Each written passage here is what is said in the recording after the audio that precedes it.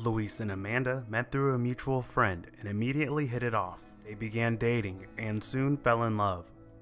They married in an intimate ceremony in front of close friends and family. It was their dream wedding. I was a stay-home mom, and he'd go off to work.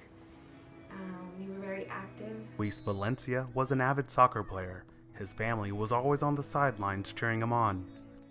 He was active, so he would do the yard work, during the weeks. He'd go to work, come home. We'd spend time with our daughter, take her to the park. Together, Luis and Amanda were living the American dream. Amanda was enjoying the busy life brought on by being a stay-at-home mom. Luis was a skilled welder.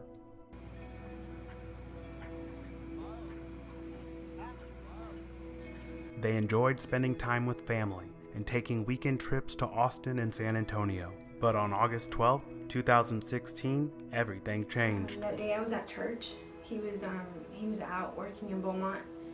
And I remember I was at church with my daughter. They were having a special event at night. And his brother called me. He told me that he had been in an accident and that everything was fine, that he was okay. Not to worry, to go up there and just drive carefully. But everything was not okay. Luis Valencia had been working at the Sunoco Logistics Nederland terminal, about 90 minutes outside of Houston. He was in the middle of a welding operation when a large pipe plug failed, allowing hydrocarbons to escape and become ignited, causing a massive fire and eruption. The explosion left Luis Valencia unconscious and severely injured. He was rushed to a regional hospital in critical condition. Doctors immediately rushed Luis Valencia into surgery. He was treated for broken ribs and multiple face and skull fractures. He was in respiratory failure and had lacerations to his jugular artery. The explosion caused severe nerve damage and nearly took his life.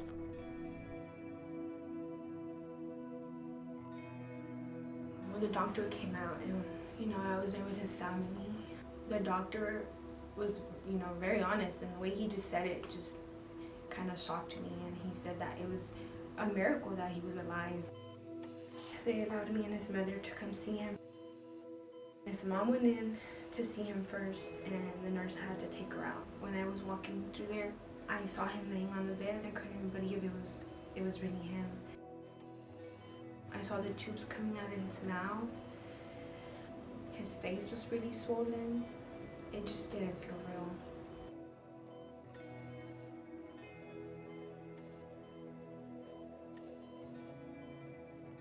I went up to him and I told him that we were there with him and that everything was going to be okay. When we would speak to him, he would just squeeze our hand, so we knew he was listening. His jaw was fractured, so they wired his mouth, and I remember he was screaming. He couldn't breathe. He couldn't speak. He just seemed very desperate to want to talk, but he couldn't. I would talk to him. He would let out tears. I remember waking up in the hospital and my wife telling me that I was just in an accident and that everything was going to be okay. All I could hear is her voice. And I just remember her being there, telling me to breathe. The accident has changed all of their lives forever, but the hardest part was not being able to talk to his wife. Because of his injuries, doctors wired his mouth shut.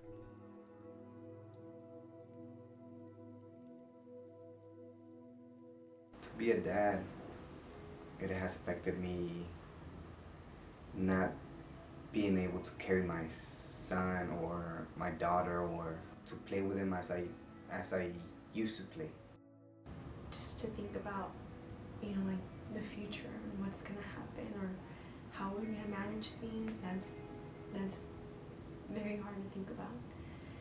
It's just hard to think about how our lives are gonna go on from now, like what's gonna happen. I mean, we don't know if his arm's gonna get any better or how it's gonna be in 10 years or 5 years from now, and it's just very, very hard to think about it,